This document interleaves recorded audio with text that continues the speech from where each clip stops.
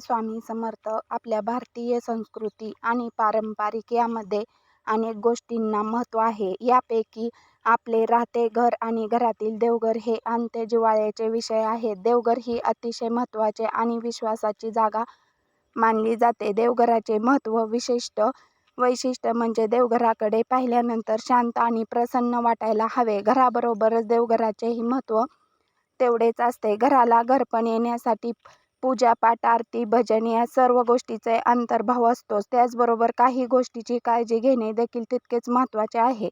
अन्यथा आपल्या घरातील त्याचा दोष लागत असतात. तेच दोष लागू नये म्हणून कोरडी देवपूजा कशी करावी याबद्दल संपूर्ण माहिती आपण आजच्या या व्हिडिओमध्ये पाहणार आहोत. त्यामुळे व्हिडिओ हा शेवटपर्यंत नक्की पहा आणि चॅनलवरती नवीन असाल तर सबस्क्राईब करा. व्हिडिओला एक लाईक करून कमेंटमध्ये तुमची इष्टदेवतेचे नाव नक्की लिहा. प्रत्येक घरामध्ये महिलाच देवपूजा करत असतात. खरे तर महिलांवर देवपूजेचा भार टाकू नये, कारण त्यांना इतरही घरातील भरपूर कामे असतात. कधी काही घरातल्या पुरुषांना देवपूजा करायची वेळ नसतो आणि फारसी आवडही नाही. त्यामुळे प्रत्येक घरातील पुरुष देवपूजा करतील असे नाही. मग काही होते की सुट्टीच्या दिवशी महिला माहेरी किंवा अन्य ठिकाणी आठवड्यासाठी का होईना जावे लागते. मग अशा वेळी 8 दिवस घरामध्ये देवपूजा होत नाही. त्यामुळे घरामध्ये देवदोष लागू शकतात. आपण देवाकडे फिरकत नाही, देवांना आंघोळ घालत नाही किंवा मग कधी घरामध्ये नॉनव्हेज बनवले जाते. मग त्यामुळे देखील देवपूजेचा दिवा लावला जात नाही. कारण नॉनव्हेज खाऊन कसा दिवा लावणार, कशी देवपूजा करणार आणि मग त्यांच्यामुळे देवपूजा करणे राहून बऱ्याच जणांना हे माहीत असेल किंवा नसेल आपल्या घरामध्ये देवघर असते, अतिशय महत्त्वाचे असते. देवघर ही आपल्या घराचा आत्मा असतो. त्यामुळे देवाची देवपूजा होणे तर फार महत्त्वाचे आहे.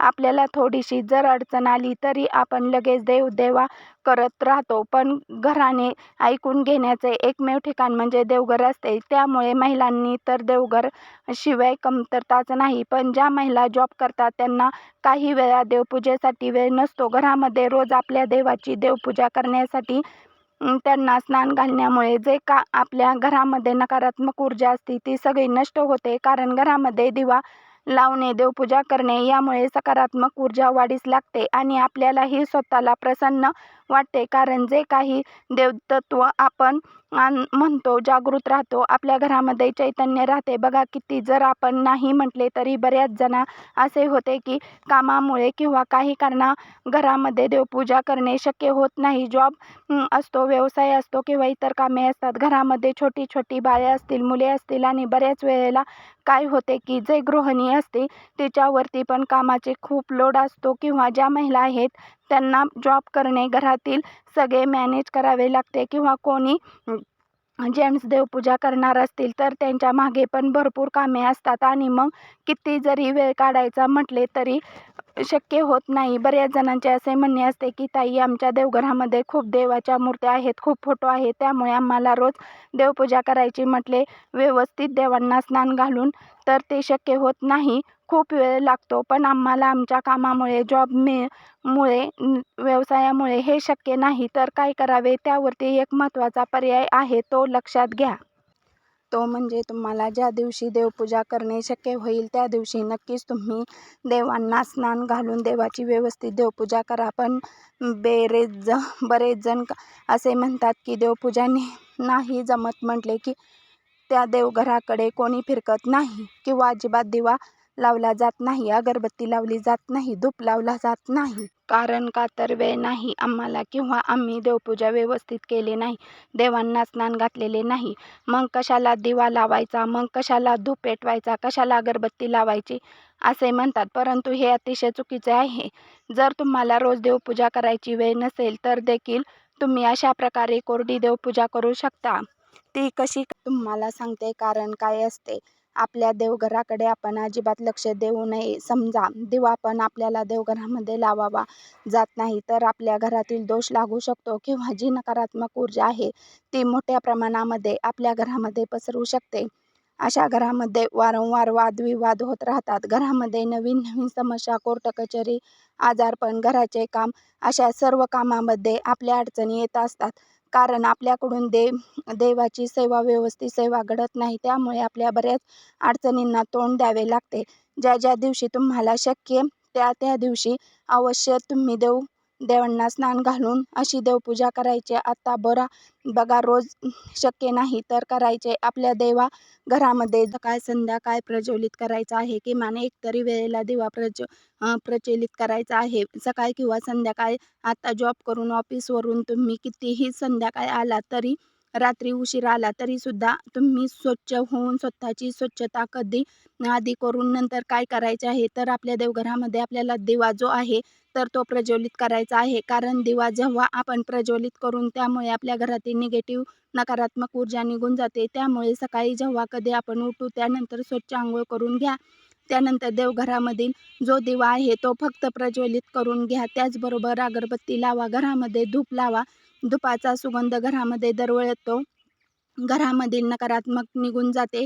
जर तुम्ही देवांना स्नान घातले नाही तर तुम्हाला वेळ नाही तर तुम्ही दिवा लावायचा, अगरबत्ती किंवा धूप लावायचे आहे. छान सुवासिक आपले मन प्रसन्न होतं. आपल्या घरामध्ये सकारात्मक ऊर्जा प्रवाहित होतात. नवीन चांगली ऊर्जा वाढूच लागते. त्यामुळे आपल्याला हे करायचे आहे.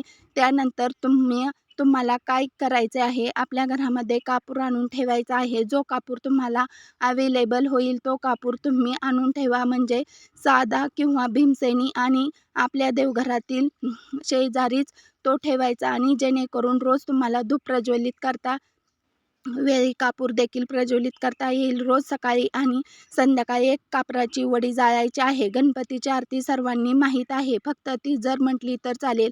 आरती करताना घंटानाद करायचा आहे. घंटानादाने काय होते, घरामधील वाईट शक्ती जी आहे, नकारात्मक ऊर्जा आहे लपून बसलेली असते ती निघून जाते, घरामधून बाहेर जाते. त्यामुळे घंटानाद तुम्ही सकाळी करत चला, संध्याकाळी परत दिवे लागण्याच्या वेळी परत तुम्ही अशी प्रकारे घंटानाद करून आरती करायची आहे. हे खूप सोपं आहे. तुम्हाला ऐकताना वाटत असेल की खूप जास्त वेळ लागेल, पण बघा 5 मिनिटं लागतात. कारण गणपतीची आरती म्हणायला 3 मिनिटे पुरेसे आहेत. नंतर देवघराच्या शेजारील तेल तूप जे आहे तर ते एका बॉटलमध्ये भरून तुम्ही ठेवू शकता. दिव्यासाठी वेगळे तेल तूप काढले तर ते खूप सोपे पडते. आणि दिवा लावण्याच्या वेळेला अगरबत्ती लावायची, धूप पेटवायचा, कापूर जाळायचा आणि आरती म्हणायची आहे. आपल्याला बाकी जास्त काहीच करायची आवश्यकता नाही. फक्त एवढ्याच गोष्टी लक्षात घ्या. जी तुम्ही देवाला वाहिलेले फुले आहेत ती मात्र तुम्हाला दुसऱ्या दिवशी आठवणीने काढून घ्यायची आहेत. आणि जर नवीन तुमच्याकडे ताजी फुले असतील तर ती फुले तुम्ही देवांना अर्पण करू शकता. पण एकदाच वाहिलेली फुलं आठवडाभर तशीच देवापुढे ठेवणे अंत्य चुकीचे आहे. जर तुम्ही तीच फुले आठवडाभर देवापुढे तशीच ठेवली तर प्रचंड प्रमाणात नकारात्मक ऊर्जा तुमच्या घरामध्ये तयार होती आणि त्यामुळे घरामध्ये सतत भांडणे, वादविवाद होऊ लागतात. नवरा बायकोमध्ये वाद होतात किंवा घरातील सदस्यामध्ये वाद होतात, आजारपण येतात. त्यामुळे बघा, अशी जी फुले आहेत तर ती आपल्याला देवघरामध्ये तशीच ठेवायची नाहीत. त्यामुळे दुसऱ्या दिवशी ती फुले काढून त्या ठिकाणी ताजी फुले आपल्याला अर्पण करायची आहेत. आणि जी सुकलेली फुले आहेत तर ती निर्मूल्यामध्ये टाकून घ्यायची आहेत. आपण दुसरी गोष्ट म्हणजे देवघरामध्ये एवढ्याच मूर्त्या ठेवा की ज्या तुम्हाला सेवा करणे शक्य होईल.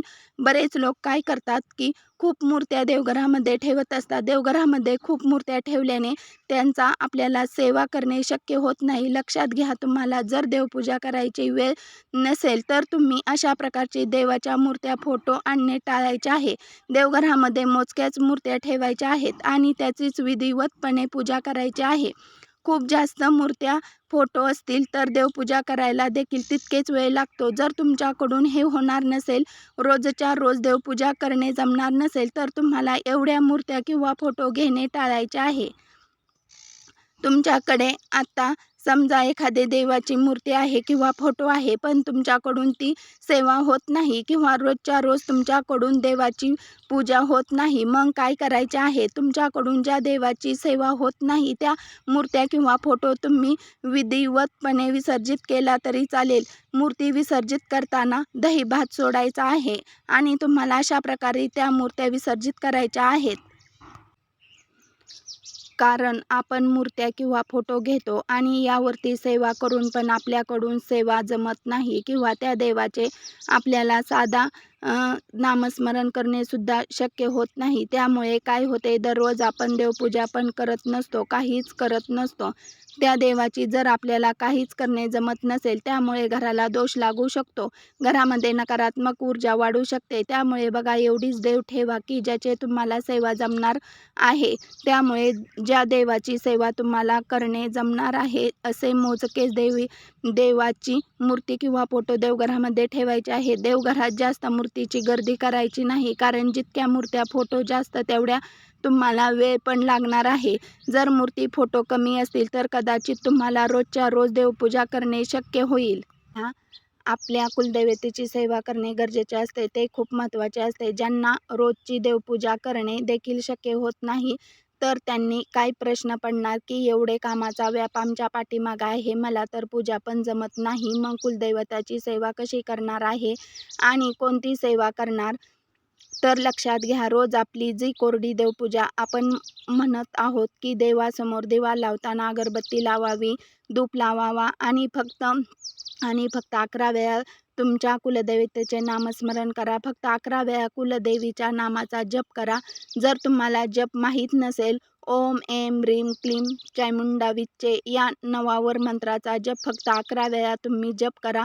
तुमची ही सेवा कुलदेवीपर्यंत नक्की पोचेल आणि कुलदेवीला पण साधी सोपी सेवा पसंत पडते. फक्त तुमच्या शुद्ध मनाने ही सेवा केलेली पाहिजे. पूर्ण श्रद्धेने तुम्ही ही सेवा करा.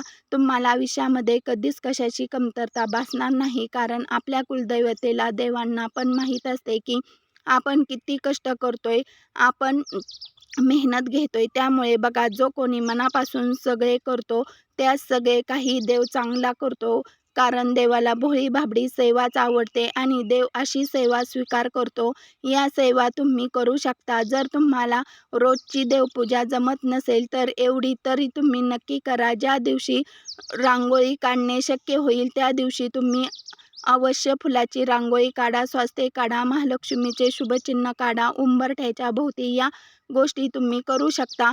अजून एक म्हणजे, तुम्ही पूजा करत नसाल तरी देखील तुम्ही हे एक गोष्ट करायला सुरुवात करा. ही एक सवय महत्त्वाची आहे. तुमच्या घरामध्ये सकारात्मक ऊर्जा नक्की वाढते आणि तुम्हाला कसल्याच अडचणी येत नाही. ती गोष्ट म्हणजे तुळशीच्या समोर दिवा लावणे. रोज तुम्हाला नियमितपणे तुळशीसमोर दिवा लावायचा आहे. एक पंथी रोज तुळशीसमोर लावायचा आहे. हे तुम्ही रोज करा. जर तुम्ही जॉब करत असाल किंवा तुमचा व्यवसाय असेल आणि घरी यायला उशीर होत असेल, तरीही तुम्ही देवासमोर तुळशीसमोर दिवा लावायला विसरू नका. जेव्हा तुम्हाला ह्या गोष्टीचा सवय होईल ना, तुम्हाला या गोष्टीचा कंटाळा येणार नाही. या उलट तुम्हाला तुमच्या घरामध्ये खूप पॉझिटिव्ह एनर्जी आलेली जाणवेल. या गोष्टी तुम्ही करायची सुरुवात करा. बघा, तुम्हाला नक्कीच खूप चांगला फरक तुम्हाला तुमच्या आयुष्यामध्ये जाणवेल. ज्यांना रोज देवांना स्नान घालणे शक्य नाही, त्यांना किमान अमावस्या, पौर्णिमा अशा तिथींना तरी देवांना स्नान घालायचे विसरू नका. त्या दिवशी तर मात्र आपल्याला देवपूजा करायची आहे, हे मात्र नक्की लक्षात ठेवा. किंवा तुम्ही आता जॉबला चालला आहात, तुमच्या कामाला जात आहात, त्या वेळामध्ये तुम्ही देवाचे नामस्मरण करा किंवा मग गणपतीचे स्तोत्र म्हणा, ते श्रवण करा. अशा देवाची भक्ती आपल्याकडून सतत घडली पाहिजे. देवाचे नामस्मरण केल्याने देव आपल्या केसालाही धक्का लागू देत नाही, असा कित्येक जण अनुभव आलेले आहेत. या गोष्टी तुम्हाला करायच्या आहेत. तर तुम्ही स्वयंपाक करताय तर तुम्ही अशा वेळेला काय करायचे आहे, तुमचे नामस्मरण चालू ठेवायचे आहे. सतत देवाचे आपले श्वासाबरोबर नाम आपल्या तोंडात आले पाहिजे. अशा प्रकारे ही जी कोरडी देवपूजा आहे तर ती तुम्ही करू शकता. हे लक्षात घ्या की देवासमोर सकाळ संध्याकाळ फक्त दिवा, अगरबत्ती आणि धूप एवढे तरी आपल्याला लावायचे आहे. ही खूप महत्त्वाचे आहे. फक्त घरामध्ये देवघर असून उपयोग नाही, तर आपल्याला तेथे एक दिवा नक्की लावायचा आहे. बरेच जण देवघराकडे फिरकत नाहीत आणि कधीही देवघरामध्ये दिवा लावत नाहीत. हे अंत्य चुकीचे आहे. यामुळे आपल्या घरातील नक्कीच काहीतरी दोष लागू शकतात. त्यामुळे जर ही चूक तुमच्याकडून घडत असेल तर ती आत्ताच थांबवा आणि आत्तापासून तुम्ही लगेच देवघरातील दिवा लावायचा सुरुवात करा. या व्हिडिओला जास्तीत जास्त शेअर करा, म्हणजे सगळ्यांना ही माहिती कळेल आणि नक्कीच बऱ्याच जणांना या माहितीचा उपयोग देखील होईल आणि तुम्हाला देखील हा माहितीपूर्ण व्हिडिओ उपयुक्त वाटला असेल तर व्हिडिओला एक लाईक नक्की करा आणि चॅनलवरती सबस्क्राईब करून आपल्याला प्रोत्साहित करा. तसेच हा व्हिडिओ संपूर्ण पाहिल्याबद्दल आपण सर्वांचे मनपूर्वक आभार. धन्यवाद. श्री स्वामी समर्थ.